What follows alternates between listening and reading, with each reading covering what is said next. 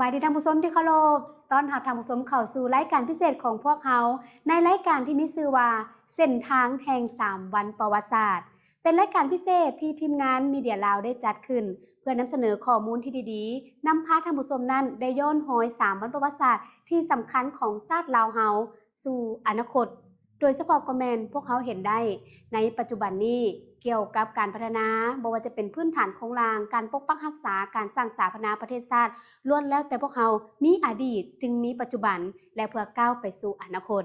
ท่านผู้ชมที่เคารพสำหรับรายการเส้นทางแห่ง3วันประวัติศาสตร์ในมื้อนี้ถือว่าเป็นมื้อทำอิฐของการออกอากาศที่ทีมงานมีเดียลาวได้มีการไลฟ์สดผ่านเพจซึ่งว่าในรายการของพวกเขาที่จะให้ท่านผู้ชมนั้นได้รู้จักกับ3วันประวัติศาสตร์ว่ามีวันใดแดเพราะว่าในรายการนอกจากที่ท่านผู้ชมจะได้รับข้อมูลที่ดีๆแล้วยังจะได้รับเสื้อยืดคือดังซุนิต้ากำลังใส่อยู่ในปัจจุบันนี้เนาะเป็นเสื้อยืดลิมิเต็ดหรือว่าเสื้อยืดที่ได้สั่งขึ้นมาเฉพาะให้กับท่านผู้ชมที่ได้มีส่วนร่วมแก่การตอบคำถามถูกเนื่องในโอกาส3วันประวัติศาสตร์ฉะนั้นท่านผู้ชมท่านใดที่ว่ารับชมรายการของพวกเขาอยู่ในปัจจุบันนี้มีสิทธิ์ตอบคำถามด้วยการคอมเมนต์และก็ตอบคำถามเข้ามาในระยะท้ายของรายการว่าคำถามของพวกเขามีคือแนวใดเพียงแต่ท่านที่ติดตามรับชมรายการตั้งแต่ต้นจนจบก็จะรู้คำตอบเกี่ยวกับ3วันประวัติศาสตร์ของพวกเขาและหัวข้อของมื้อนี้ที่รายการของพวกเขาจะเว้าเกี่ยวกับหยังซึ่งว่าโดยรวมแล้วท่านผู้ชมในตอนท้ายจะมีการตอบคำถามเพื่อแจกเสื้อยืดฉะนั้นท่านก็ต้องได้ติดตามรับชมข้อมูลที่ดีๆจากทางรายการว่าคำถามของพวกเขาแม้จะมาจากคำตอบที่จะส่งให้กับท่านผู้ชมในมื้อนี้สำหรับ3วันประวัติศาสตร์ท่านผู้ชม3วันประวัติศาสตร์มีวันใดแดซึ่งซุนิต้าเชื่อว่าหลายท่านก็คงจะรับทราบแล้วและบางท่านที่ยังบ่ทันรู้เนาะว่า3วันประวัติศาสตร์มีวันใดแดซึ่ง3วันประวัติศาสตร์มันประกอบมี1วันสั่งตั้งพรรคประชาชนปฏิบัติลาวซึ่งปีนี้ปี2025ได้หมุนเวียนมาครบรอบ70ปี2แม่นวันสถาปนาสาธารณรัฐประชาธิปไตยประชาชนลาวหรือว่าวันชาติที่2ธันวาปีนี้หมุนเวียนมาครบรอบ50ปีและ3ก็แม่นวันเกิดของประธานไกรสอนพรหมวิหารผู้นำที่แสนเคารพรักของปวงชนลาวทั้งชาติปีนี้ได้หมุนเวียนมาครบรอบ105ปีถือได้ว่าเป็นปางบุญใหญ่ของชาติลาวเฮาในปี2025นี้ท่านผู้ชมซึ่งท่านผู้ชมท่านใดที่กำลังรับชมไลฟ์อยู่ในปัจจุบันนี้อย่าลืมร่วมแชร์เพจของพวกเฮาแล้วก็คอมเมนต์เข้ามาในรายการได้เนาะว่าอยากจะรู้ข้อมูลความหมายความสำคัญเกี่ยวกับ3วันประวัติศาสตร์พวกเฮามีเหตุการณ์คือแนวใดและเหตุการณ์เด้มีความสำคัญคือแนวใดแดแล้วท่านผู้ชมจะประกอบส่วนคือแนวใดในปี2025เพื่อให้เป็นปางบุญใหญ่เป็นขบวนการใหญ่ของพวกเฮาในการร่วมกันเฉลิมฉลองแล้วก็สร้างผลงานใส่3วันประวัติศาสตร์นี้เนาะฉะนั้นก็สามารถเม้นเนาะคอมเมนต์กันเข้ามาอยู่ในรายการได้ที่กำลังรับชมในปัจจุบันนี้แน่นอนแล้วว่า3วันประวัติศาสตร์เป็นหยังจึงมีความสำคัญสำหรับภาครัฐและประชาชนลาวบรรดาเผ่าเนื่องจากว่าแม่นระยะที่มีความหมายลึกซึ้งแล้วก็ลึกซึ้งเพราะแต่ละมื้อเนาะแต่ละวันใน3วันประวัติศาสตร์ได้สะท้อนถึงการก่อตั้งความเสียสละและความก้าวหน้าของประเทศลาวเฮาซึ่งมีบทบาทสำคัญต่อกับพรรคประชาชนปฏิวัติลาวรัฐบาลและประชาชนลาวบรรดาเผ่าวันเหล่านี้เป็นหลักฐานของความเข้มแข็งของชาติและการก้าวสู่อนาคตที่มั่นคงฉะนั้นมื้อนี้เป็นตอนทำอิฐที่ออกอากาศพวกเขาจะมาเริ่มด้วยการนำเสนอย้อนหอยวันสั่งตั้งพรรคประชาชนปฏิบัติลาววันที่22มีนาซึ่งเดือนหน้านี้ท่านผู้ชมก็แม่นหมุนเวียนมาครบรอบ70ปีฉะนั้นท่านผู้ชมที่กำลังรับชมไลฟ์อยู่ก็อย่าลืมเก็บเอาข้อมูลไม่ว่าจะเป็นเนื้อในข้อความแล้วก็ตัวเลขไว้ให้ดีเพราะว่าพวกเขาจะมีการถามคำถามในตอนท้ายนี้เนาะรายการของพวกเขาออกอากาศประมาณ20นาทีท่านผู้ชมฉะนั้นในระยะที่ท่านรับชมอยู่นี่ก็สามารถประกอบส่วนมีคอมเมนต์ที่ดีๆรับชมอยู่แขวงใดรับชมอยู่ภาคส่วนใดของประเทศก็ทักทายสบายดีผ่านเพจมีเดียลาวของพวกเขาเข้ามาเนาะที่ออกอากาศอยู่ในปัจจุบันนี้ทักทายกันเข้ามาได้เนาะว่าตอนนี้กำลังกินข้าวอยู่เด้อรับชมไลฟ์สดอยู่หรือว่าอากาศอยู่ทั้งแขวงหัวพันเสียงขวางลงพะวังเป็นขึ้นแนวใดเด้แล้วก็ทางภาคใต้เด้อากาศเป็นขึ้นแนวใดก็ทักทายกันเข้ามาผ่านเพจของพวกเขาได้เนาะท่านผู้ชมพวกเขาจะมาสืบต่อโดยที่ซุนิต้าได้นำเสนอไปแล้วว่ามื้อนี้เป็นตอนทำอิฐที่ออกอากาศพวกเขาจะมาเริ่มด้วยกันย้อนหอย วันสั่งตั้งพรรคประชาชนปฏิบัติลาววันที่22มีนาปี1955ซึ่งเดือนหน้าก็แม่นครบรอบ70ปีเนาะและจุดเริ่มต้นของขบวนการปฏิวัติและการปลดปล่อยชาติคือวันที่22มีนาปี1955เป็นวันที่พรรคประชาชนปฏิบัติลาวก่อตั้งขึ้นนำพาโดยท่านประธานไกรสอนพรหมวิหารผู้นำที่แสนเคารพรักของปวงชนลาวทั้งชาติในตอนที่1แม่จะมาเว้าเกี่ยวกับขบวนวิวัฒน์แห่งการกำเนิดของพรรคประชาชนปฏิบัติลาวในท้ายศตวรรษที่19หาต้นศตวรรษที่20เป็นระยะที่ลัทธิทุนนิยมได้ขยายตัวกลายเป็นลัทธิจักรพรรดิพวกเขาเจ้าได้ยึดเอาบรรดาประเทศที่อ่อนน้อยเป็นหัวเมืองขึ้นและเครื่องหัวเมืองขึ้นของเขาเจ้าบรรดาประชาชาติอยู่แหลมอินโดจีนเช่นลาวเวียดนามและกัมพูเชียก็ถูกจักรพรรดิฝรั่งหุกหานและยึดครองเอาเป็นหัวเมืองขึ้นสำหรับประเทศลาวของพวกเขานับแต่ปี1893ย้ำเติมว่านับแต่ปี1893พวกลาวเมืองขึ้นฝรั่งได้เข้ามายึดครองลาวเป็นหัวเมืองขึ้นเขาเจ้าได้ดำเนินการกดขี่ขูดรีดประชาชนลาวบรรดาเผ่าอย่างแสนสาหัสและโหดร้ายป่าเถื่อนย้อนประชาชนลาวบรรดาเผ่าทนต่อการกดขี่ข่มเหงบ่ได้จึงพาให้เกิดมีขบวนการต่อสู้ต้านพวกจักรพรรดิฝรั่งเป็นแต่ละระยะเส้นขบวนการต่อสู้ของประชาชนแขวงสะหวรรณเขตภายใต้การนำพาของพ่อกระดวดในปี1901หาปี1902ขบวนการต่อสู้ของประชาชนอยู่ภาคใต้ของลาวภายใต้การนำพาขององค์แก้วองค์กรมดำแต่ปี1901หาปี1937ขบวนการลุกฮือขึ้นภายใต้การนำพาขององค์แสนอยู่พงศาลีในปี1915หาปี1917ขบวนการลุกฮือขึ้นของประชาชนเผ่ามงท่านผู้ชมขบวนการลุกฮือขึ้นของประชาชนเผ่ามงภายใต้การนำพาของเจ้าฟ้าปัจจัยแต่ปี1916หาปี1922ขบวนการลุกฮือขึ้นของประชาชนเวียงจันทน์สำหรับขบวนการลุกฮือขึ้นของประชาชนเวียงจันทน์แม่นภายใต้การนำพาของนายคูค้ำในปี1920ขบวนการต่อสู้แต่ละครั้งล้วนแต่บ่ได้รับชัยชนะและถูกปราบปรามให้สลายตัวไปย้อนขาดแนวทางการต่อสู้ขาดการนำพาอย่างถูกต้องและเป็นขบวนการลุกฮือขึ้นที่เกิดขึ้นเองแบบโดดเดี่ยวนี่เป็นจุดเริ่มต้นของขบวนวิวัฒน์แห่งการกำเนิดของพรรคประชาชนปฏิวัติลาวเฮาและพวกเขาจะนำเสนอให้กับท่านผู้ชมนั้นได้รับทราบในตอนต่อไปที่เว้าเกี่ยวกับการปฏิวัติ3ชาติอินโดจีนถือได้ว่าสุนิตาได้นำเสนอในตอนต้นให้กับท่านผู้ชมนั้นได้ฮู้จุดเริ่มต้นของขบวนวิวัฒน์แห่งการกำเนิดของพรรคประชาชนปฏิวัติลาวนี่ก็เป็นข้อมูลให้กับท่านผู้ชมนั้นได้รับทราบเป็นตอนทำอิฐของการออกอากาศผ่านไลฟ์สดในรายการออนไลน์เส้นทางแห่ง3วันประวัติศาสตร์ส่วนว่าในวันพุธเนาะรายการพวกเขาจะออกอากาศวันจันทร์วันพุธและวันศุกร์ฉะนั้นในวันพุธพวกเขาจะนำเสนอตอนที่2ย้ำเติมว่าเกี่ยวกับการปฏิวัติ3ชาติอินโดจีนต่อจากมื้อนี้ที่ได้นำเสนอต่อกับท่านผู้ชมไปเนาะและท่านผู้ชมที่กำลังรับชมในปัจจุบันพร้อมหรือบ่เนาะสำหรับการแจกเสื้อยืดพวกเขาจะแจกเสื้อให้กับท่านผู้ชมแล้วเนาะพร้อมที่จะตอบคำถามแล้วหรือบ่ส่วนทีมงานก็แม่นพร้อมที่จะแจกแล้วเน้นตื่มว่าเสื้อยืดของพวกเขาเป็นเสื้อที่ผลิตขึ้นมาเฉพาะให้แก่ผู้ที่ตอบคำถามและก็ตอบถูกถือว่าท่านผู้โชคดีที่จะได้รับแม่นล้วนแล้วแต่จากความสามารถการมีส่วนร่วมการได้ประกอบส่วนในรายการเส้นทางแห่ง3วันประวัติศาสตร์ร่วมมวลซืนรับข้อมูลแล้วก็ส่งต่อเผยแพร่ข้อมูลที่ดีๆให้กับลูกหลานของพวกเขาคือดังหัวข้อในมื้อนี้พวกเขาได้นำเสนอเกี่ยวกับวันสั่งตั้งพรรคประชาชนปฏิวัติลาวข้อมูลของขบวนการวิวัฒน์ในเบื้องต้นก่อนที่จะมีพรรคประชาชนปฏิวัติลาวเนื่องในโอกาสที่วันสั่งตั้งพรรคประชาชนปฏิวัติลาวก็ใกล้จะมาถึงในเดือนหน้านี้พอดีครบรอบ70ปีฉะนั้นพวกเขามาเข้าสู่กิจกรรมพิเศษในการแจกเสื้อโปโลเลยเนาะเพื่อบ่เป็นการเสียเวลาผู้ที่ร่วมแสดงความคิดเห็นแล้วตอบคำถามหมายความว่าในกล้องคอมเมนต์เนาะท่านตอบคำถามเพียงแต่ท่านได้ยินคำถามจากพวกเขาแล้วก็ตอบเข้ามากติกามีคือ1ต้องตอบไว2และตอบถูก เน้นตื่มมาทั้งไวและถูกหรือว่า ตอบถูกแล้วก็ต้องตอบไวแล้วก็ท่านสามารถส่งเข้ามาได้เพียงแต่เทื่อเดียวเท่านั้นเนาะทีมงานของพวกเขาจะได้มีการรวบรวมรายชื่อแล้วก็แจ้งรายชื่อผู้โชคดีในมื้ออื่นพวกเขาก็จะเห็นไปนํกันเลยว่าท่านใดตอบถูกส่วนว่าเสื้อยืดเนาะถ้าว่าอยู่ในนครหลวงเวียงจันทน์พวกเขาก็จะจัดส่งให้รวมถึงต่างแขวงที่จะจัดส่งเสื้อยืดไปให้กับผู้โชคดีของพวกเขาเนาะเอาล่ะเพื่อบ่เป็นการเสียเวลาทีมงานเฮาตอบคำถามเลยเนาะ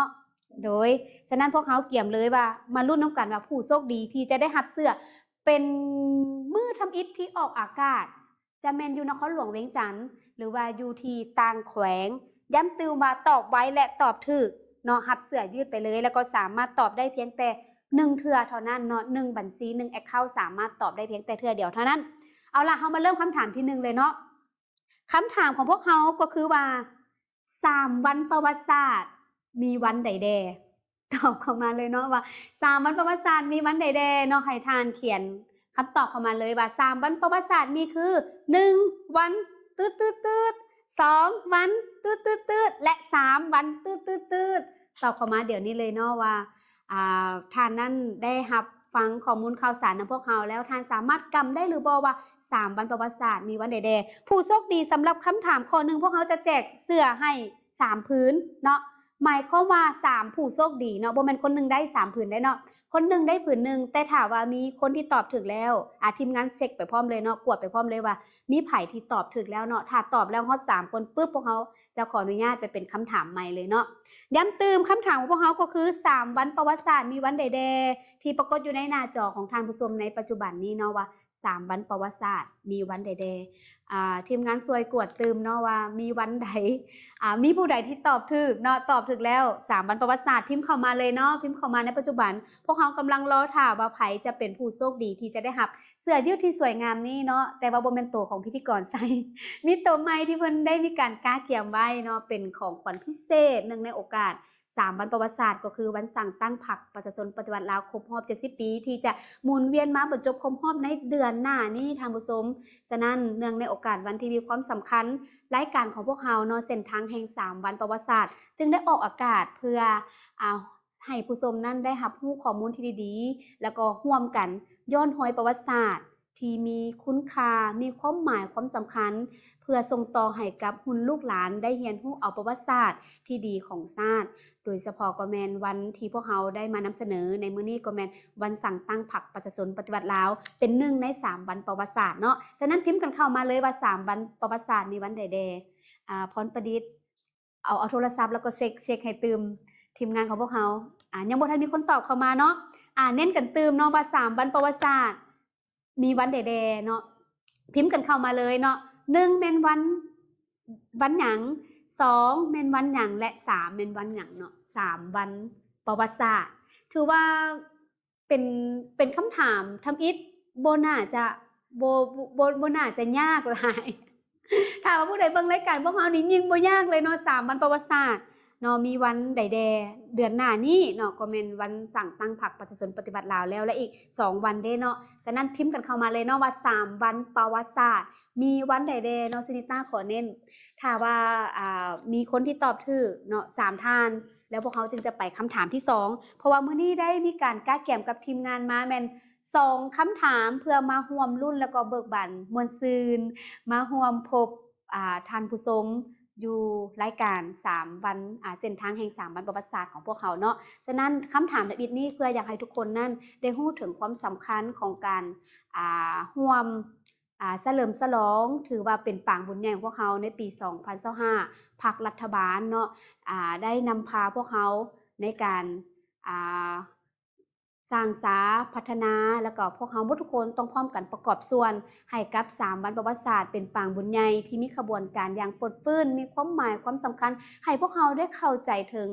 เนื้อในสำคัญของ3วันประวัติศาสตร์เพราะว่าพวกเขาจะก้าวไปข้างหน้าก็ต้องได้รู้เบื้องหลังรู้อดีตของพวกเขาว่าเป็นคือแนวใดแล้วก็มีความสำคัญสำหรับพวกเขาที่ว่าเป็นคนหุ่นนุ่มต้องได้มีการสืบทอดเนาะสืบทอดแนวทางของภาครัฐแล้วก็นำไปสู่การจัดตั้งปฏิบัติเวียกงานของพวกเขาให้ประสบผลสำเร็จยิ่งขึ้นแล้วก็เป็นผู้สืบทอดที่ดีของชาติของพรรคเขาเนาะฉะนั้นตอนนี้ขอย้ำคำถามตืมว่า3วันประวัติศาสตร์มีวันใดแดพิมพ์เข้ามาเลยเนาะข้อ1แม่นวันตืด 2วันตืดๆๆและ3เป็นวันตืดๆๆ3ผู้โชคดี3ผู้โชคดีเท่านั้น 3ผู้โชคดีเท่านั้นเนาะกำลังลุ้นกันว่าไผที่ว่าส่งคำตอบเข้ามาแล้วจะตอบถึงเนาะถ้าว่าครบ3ท่านแล้วก็มีผู้ตอบถึงแล้วพวกเขาก็จะไปคำถามใหม่เลยเนาะซึ่งมื้อนี้พวกเขาจะบ่แรนดอมถ้าหากว่ามีคนตอบเข้ามาพร้อมกันหลายๆคนพวกเขายังจะได้มีการแรนดอมเนาะมีการแรนดอมเอาผู้โชคดีแต่ว่ามื้อนี้ผู้ใดที่ว่าตอบถูกตอบไวพวกเขาจะมอบเสื้อให้เลยโดยบ่ได้ผ่านการแรนดอมเนาะฉะนั้นย้ำกันตืมว่า3วันประวัติศาสตร์มีวันใดๆทีมงานพวกเขาได้กวดตืมเนาะว่ามีผู้ตอบถูกบ่มีคนตอบเข้ามาแล้ว1ผู้โชคดีแสดงว่าคำตอบนั้นต้องถูกบ่ จักหน่อยมีการเฉลยคำตอบอีกเนาะแต่ถ้าทีมงานบอกว่าตอบได้แล้วมีคนตอบมีผู้ที่ตอบเข้ามาแล้วรู้สึกว่ามันถูกต้องทีมงานของพวกเราก็จะบอกว่าจะครบแล้วก็จะได้มีการเคลื่อนไปคำถามที่2มีคนตอบเข้ามาถูกแล้วเนาะมีแล้วฉะนั้นเพียงแต่คนเดียวเนาะฉะนั้นขอผู้ต่อไปมีตื่มอีกบ่ผู้ใดที่ว่าร่วมตอบคำถามกับพวกเราเน้นคำถามตื่มว่า3วันประวัติศาสตร์มีวันใดแดเนาะถ้าว่าผู้ใดที่กำลังเบิ่งไลฟ์สดอยู่เนาะว่า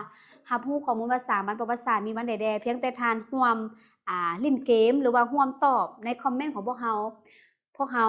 กำลังแจกเสื้อเพื่อรุ่นรับเสื้อยืดที่สวยงามเนาะเป็นแบบจัดมาเฉพาะให้แก่งานนี้เป็นเสื้อยืดพิเศษเนาะถ้าว่าคนตอบน้อยแต่ว่ามีผู้ที่ตอบถูกพวกเขาก็จะจัดเป็นของขวัญให้เลยเนาะแต่ถ้าว่ามีผู้ใดที่ว่า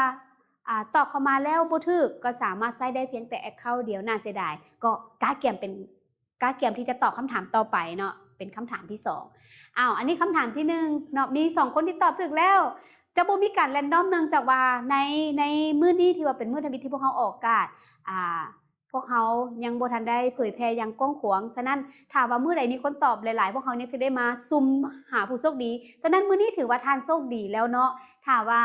ท่านกำลังรับชมรายการแล้วก็ตอบคำถามมาไว้ตอบถูกท่านก็แม่นรับเสื้อยืดไปเลยโดยบ่ได้ผ่านการแรนดอมเนาะย้ำกันตืม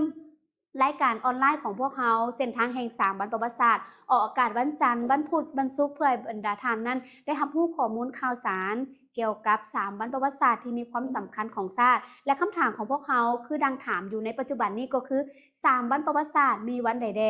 ซึ่งบาซูนิต้าได้นำเสนอในตอนต้นของรายการแล้วว่า3วันประวัติศาสตร์นี่คือแน่นอนว่าเดือนหน้านี้เนาะก็แม่นวันสั่งตั้งพรรคประชาชนปฏิบัติลาววันสั่งตั้งพรรคประชาชนปฏิบัติลาวเป็น1ใน3วันประวัติศาสตร์ฉะนั้นอีก2วันเด้คือวันหยังเนาะฉะนั้นตอบกันเข้ามาเลยเนาะร่วมลุ้นไปนำกันเพื่อรับเสื้อยืดจากพวกเฮาไปเนาะครบแล้วบ่มีคนตอบถูกแล้วก็ครบ3คนแล้วเนาะทีมงานบอกฉะนั้นขอแสดงความสมเชยทีมงานก็ตบมือได้แม่ สมเชยเนาะขอแสดงความยินดีนำส่วนรายชื่อแล้วพวกเขาจะแจ้งเตือนว่าไผเป็นผู้โชคดีเนาะพวกเขาจะไปที่คำถามที่2เลยผู้ใดที่ว่าพลาดคำถามที่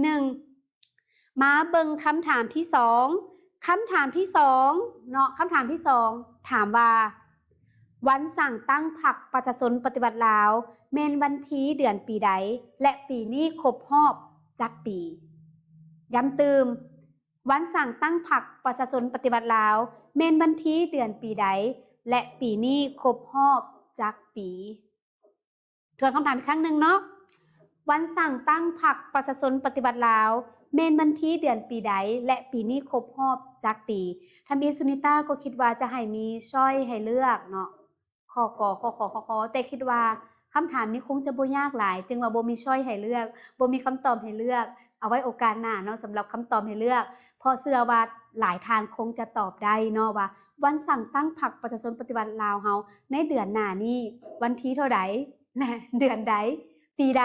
ปีนี้ครบรอบจักปีถ้าผู้ใดสังเกตจะเห็นมีโลโก้ขึ้นพร้อมเนาะว่าปีนี้ครบรอบจักปี3ผู้โชคดีเท่านั้นเนาะ3ผู้โชคดีเท่านั้นที่จะได้รับเสื้อยืดจากพวกเฮาไปตอบมาเลยเนาะวันสั่งตั้งพรรคประชาชนปฏิบัติลาววันที่เท่าใดเดือนใดปีใดและปีนี้ครบรอบจักปีเนาะปีนี้ครบรอบจักปีแต่ว่าเสื้อสุนิต้าขอเว้าเรื่องเสื้อก่อนเนาะเป็นเสื้อ limited เป็นเสื้อที่ออกแบบมาอย่างสวยงามทั้งเนื้อเสื้อเนาะ เอิ้นว่าเนื้อแพเสื้ออย่างสวยงามแล้วก็เสื้อของพวกเขาจะมีลายนาคพร้อมเนาะถ้าว่าเฮาเห็นแบบตัวจริงสัมผัสตัวจริงจะเป็นแบบมีลายนาคพร้อมที่บ่งบอกว่าพวกเขาหาก็ได้รับอ่ารับถูกรับรองจากองค์การยูเนสโกเป็นที่เรียบร้อยเนาะที่ว่าลายนาคเนาะได้ขึ้นเป็นมรดกโลกซึ่งว่าได้รับในปีท้ายปี2023เนาะถือว่าได้ถูกรับรองจากองค์การยูเนสโกและมาเดือนมิถุนาเนาะเดือนมิถุนาของปีกายนี้ปี2024ก็ได้มีการจัดการเฉลิมฉลองอย่างยิ่งใหญ่ที่ว่าลายนาคเขาเป็นมรดกโลกฉะนั้นเสื้อของพวกเขาก็ได้เน้นลายนาคได้ท่านผู้ชมเนาะมีความสวยงามหลายมีลายนาคแล้วก็มีโลโก้70ปีของวันครบรอบวันสั่งตั้งพรรค ทีมงานบอกว่าตอบไปแล้วได้หันตอบไปแล้วได้มีคนตอบเพียงพอแล้วเนาะ3ผู้โชคดีเนาะ3ทานที่ตอบเข้ามาเนาะเอาส้มเซยขอแสดงความยินดีนำกับผู้ที่ตอบถูกเนาะกับผู้ที่ตอบถูกส่วนว่ารายชื่อมีไผใดนั้นทีมงานของพวกเขาจะได้มีการแจ้งรายชื่อผู้โชคดีผ่านเพจของมีเดียลาวแล้วก็จะได้ติดต่อหาส่วนตัวอีกเติมเพื่อนำส่งเสื้อยืดที่สวยงามนี้ไปให้ทานผู้โชคดีเนาะดีใจและก็ขอบใจที่ทุกท่านติดตามรับชมแต่อย่าลืมร่วมแชร์เพจของพวกเราเนาะเพจมีเดียลาวซึ่งเป็นเพจที่นำเสนอข้อมูลข่าวสารที่ถูกต้องเนาะว่องไวทันการและก็เป็นข้อมูลข่าวสารที่เป็นทางการอีกด้วยทั่วประเทศรวมยอดข่าวทั่วประเทศให้กับทางผู้ชมนั้นได้รับรู้เนาะถือว่าเป็นศูนย์รวมข่าวในขอบเขตทั่วประเทศเลยเนาะสำหรับรายการออนไลน์ของพวกเขาท่านผู้ชมพวกเขาได้แล้วผู้โชคดีที่ได้รับเสื้อยืดที่สวยงามจากรายการของพวกเขาไปฉะนั้นพวกเขามาเฉลยคำตอบที่ถูกต้องก่อนว่าคำตอบที่ถูกต้องมีคือแนวใดแดเนาะคือคำถามได้ถามไปว่า3วันประวัติศาสตร์มีวันใดแด3วันประวัติศาสตร์คำตอบที่ถูกต้องประกอบมีคือ1วันสั่งตั้งพรรคประชาชนปฏิวัติลาวเนาะปีนี้ครบรอบ70ปี2วันสถาปนาสาธารณรัฐประชาธิปไตยประชาชนลาวหรือเว้าสั้นๆก็แม่นวันชาติที่2ธันวาปีนี้ครบรอบ50ปีและอีกมื้อนึงเนาะ3วันประวัติศาสตร์อีกมื้อนึงเนาะหรือว่าอีกวันนึงก็แม่นวันเกิดของประธานไก่สอนพรหมวิหารผู้นำที่แสนเคารพรักของปวงชนลาวทั้งชาติเป็นลูกฮักหลานแพงของประชาชนลาวบรรดาเผ่าปีนี้หมุนเวียนมาครบรอบ105ปีฉะนั้นขอสมเสยให้กับผู้ที่ตอบถึงเนาะย้ำกันตืมว่า1แม่นวันสั่งตั้งพรรค2แม่นวันชาติ3แม่นวันเกิดของประธานไก่สอนพรหมวิหาร3วัน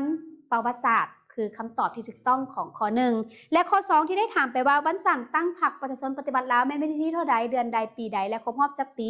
คำตอบที่ถูกต้องก็คือวันสั่งตั้งพรรคประชาชนปฏิบัติลาวแม่นวันที่22มีนาปี1955ปีนี้หมุนเวียนมาครบรอบ70ปีเนาะปีนี้หมุนเวียนมาครบรอบ70ปีและนี่ก็แม่นคำตอบที่ถูกต้องเนาะนำเสนอให้กับท่านผู้ชมนั้นได้รับทราบไปนำกันเนาะถือว่าแบบเบสิกพื้นฐานมื้อนี้คำถามของพวกเขาก็บ่ได้ยากหลายซึ่งเป็นคำถามที่เกี่ยวกับรายการของพวกเขาเลยเนาะชื่อรายการที่บอกว่าเส้นทางแห่ง3วันประวัติศาสตร์ท่านผู้ชมที่เคารพและ3วันประวัติศาสตร์เนาะในตอนท้ายนี้พวกเขาขอเน้นเติมว่า3วันประวัติศาสตร์บ่เพียงแต่เป็นวันสำคัญอยู่ในปฏิทินแต่เป็นเครื่องเตือนใจถึงรากฐานของชาติการเสียสละของประชาชนลาวบรรดาเผ่าและความมุ่งมั่นของพรรคประชาชนปฏิบัติลาวในการนำพาประเทศชาติไปสู่อนาคตที่รุ่งเรืองศรีวิไลและก่อนจากกันในมื้อนี้สุนิตาพร้อมกับทีมงานมีเดียลาวขอฝากข้อความที่ว่าประวัติศาสตร์ของชาติพวกเขาคือรากฐานสำคัญของความเป็นลาวขอให้ทุกคนจงภาคภูมิใจและร่วมกันเผยแพร่เรื่องราวที่ดีๆสู่คนรุ่นหลังซึ่งมื้อนี้มาฮอดนี้เวลาของการออกอากาศก็แม่นหมดลงแล้วเนาะประมาณ20นาทีที่พวกเขาได้ออกอากาศในการไลฟ์สดผ่านเพจมีเดียลาวให้กับท่านผู้ชมนั้นได้รับชมผิดพลาดประการใดขออภัยมาในโอกาสนี้ด้วยพวกเขาจะพร้อมกันจับมือกันแล้วย่างไปทางหน้านํกันผ่านรายการเส้นทาง3วันแห่ง3วันประวัติศาสตร์นี้เพื่อจะได้รับรู้เรื่องราวจับมือกันร่วมกันสร้างสรรค์และพัฒนาประเทศของพวกเขาให้มีการพัฒนาขึ้นไปเรื่อยๆแล้วพวกเขาจะพบกันใหม่ในวันพุธในเวลา 12 โมงย้ำกันตืมวันพุธเวลา 12 โมงกับรายการเส้นทางแห่ง3วันประวัติศาสตร์มื้อนี้สุนิตาพิมพ์สอนและทีมงานต้องขอลาไปก่อน พบกันในวันดังกล่าว ขอให้ทุกคนนั้นรับประทานอาหารอย่างแซ่บซ้อยส่วนว่าท่านใดที่รับประทานอาหารแล้วกำลังพักผ่อนอยู่ก็ขอให้ทุกคนนั้นได้ใช้เวลาแก่การพักผ่อนรักษาสุขภาพอย่างเต็มที่และก็มีความสุขในการใช้ชีวิต พวกเขาจะพบกันในวันพุธนี้และสำหรับตอนนี้ขอลาไปก่อน ขอขอบใจสบายดี บ๊ายบาย